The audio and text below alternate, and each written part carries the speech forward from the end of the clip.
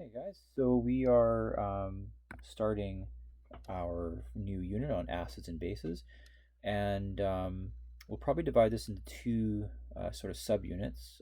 It's quite a big chapter, and so I'm going to basically be following how Hebden has laid out the units, so that if you are stuck on a topic, you should be able just to read along as we're doing these notes, and hopefully that will clear up any questions you may have. So under acids and bases, there's sort of three main ways you can address acids and bases.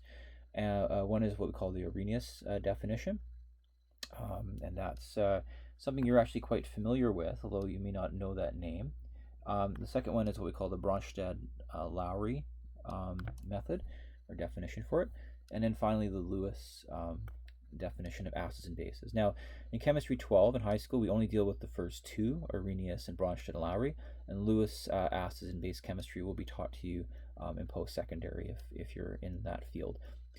So the Arrhenius definition we're going to go over, and you'll probably see you know a lot of this already, is how you were probably taught about acids and bases from Science 8, 9, 10, Chemistry 11. And so first thing is that Arrhenius acids are generally categorized as things that have H plus in them. So you might remember hydrogen or H pluses, and that's is quite common. We tend to think of things like HCl, H2SO4. Those are probably the most common types of acids that you would maybe remember from previous classes. So first one being hydrochloric acid and the second one being sulfuric acid. And you can see that they both start with H's. So generally that's how teachers first start introducing acids to students. And then the bases, they tend to be things that end in OH. So this OH group and has a minus charge, and we refer to that as hydroxide. And so the naming scheme for bases is actually fairly straightforward. So a chemical like that is called sodium hydroxide because that ion is known as hydroxide. Now going back to the acids, the naming scheme can be a little bit tricky sometimes, and we'll go over a quick review of that in a bit here. But generally, if it starts with H under the Arrhenius definition, that is classified as an acid. The where are we here? The other thing I want to mention about that, I should have mentioned earlier, is that this is assuming that they are aqueous, so they're in solution, so they are aqueous compounds here. Otherwise, they're gases, and they call slightly different names. Now, in Chemistry 11, once again, you would have studied the Arrhenius definition, although your teacher may not have called it that. And this is the idea that if you mix an acid and a base together, what do you normally expect to get? What are the two products that you would expect to get here?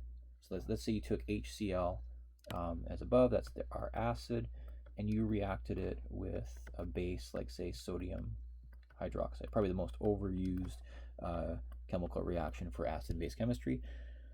So you might remember you get a salt and you get water.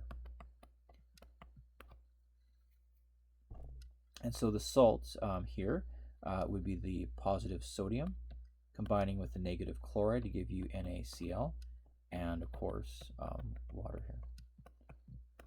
And this compound here we know would be aqueous. From the last chapter we know that has a low solubility, so we wouldn't expect to see any kind of precipitate formation here, but maybe down the road we would.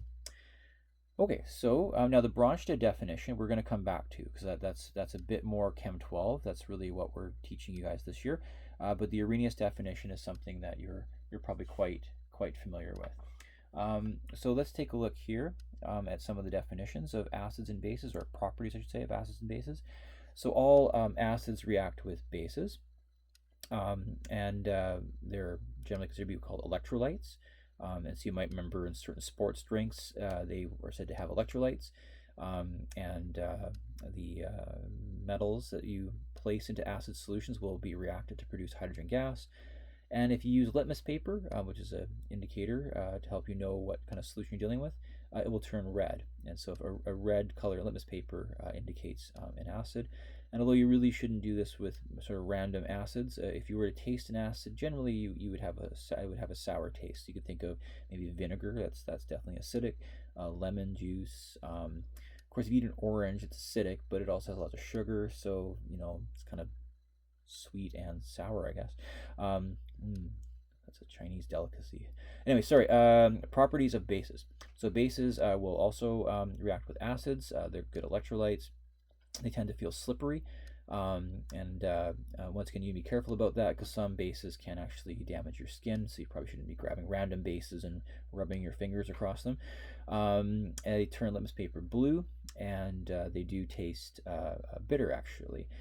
So if you want to just test this at home, you can go into the pantry and grab yourself a big container of baking soda, stick your finger in there, and then have a good taste of that. That's a good basic compound. And soaps, you could also, I guess, eat some soap if you really wanted to try this out, but you probably know soaps generally feel slippery, and that's because soaps contain bases. Okay, so let's take a look at reactions of acids and salts. So let's take our sulfuric acid. I should have said acids and bases, sorry. Take sulfuric acid and let's react it with, say, sodium hydroxide. Now, here we have to know a little bit about ion charge, so your data booklet would help you with this. But we know sulfates are -2, and we know sodium is +1. So when we form our new products, our salt would be the sodium and sulfate, but we'd have to have 2 sodiums and, of course, 1 sulfate.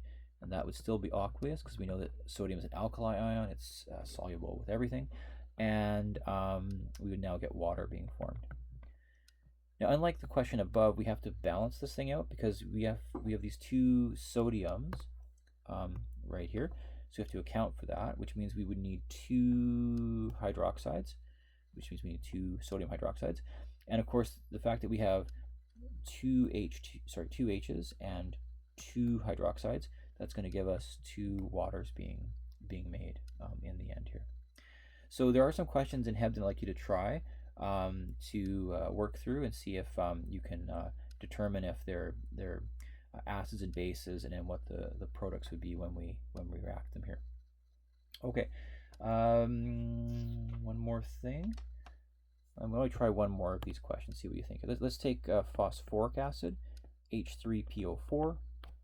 And we're going to react that with, let's say, lithium hydroxide. So take a second to see if you can balance that reaction. And just put my phase states in here.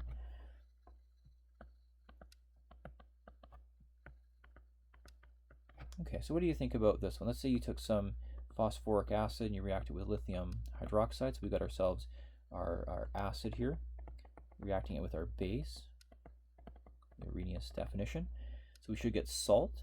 We know phosphate has a -3 charge. Lithium has a +1 charge, so we'd have to get 3 lithiums.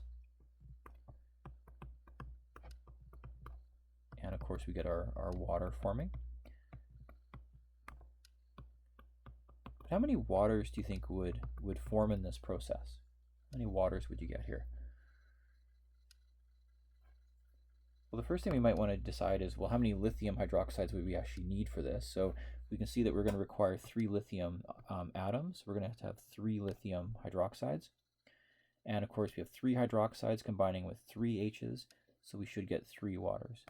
So you might see a pattern here that if you have an acid that starts with 2 protons, or sorry, 2 H's, you get 2 waters. And if you have an acid that starts with 3 H's, you get 3 waters. I guess it would depend on the base too, how many hydroxides were present there. Okay, so we're going to assign some questions on that, but I'm going to keep moving through. I'm going to do a little bit of naming acids here. It would be helpful if you had your data booklet out, and we're looking at the I think it's page 4, which is the common ions here. I'm not going to spend a lot of time on this, but just a quick review of this. So things like HCl, HF, we tend to refer to these as non-oxy acids. And oxy meaning oxygen, there's no oxygen there. Whereas something like HSO4, HNO3, these are referred to as oxy acids. And generally, if it's a non-oxy acid, we always use the prefix hydro. So use hydro. And then we talk about the anion or the negative ion, which is chlorine. So chlorine, so chlor. Now instead of saying chlorine, we drop the ene part and add ic. So hydrochloric acid.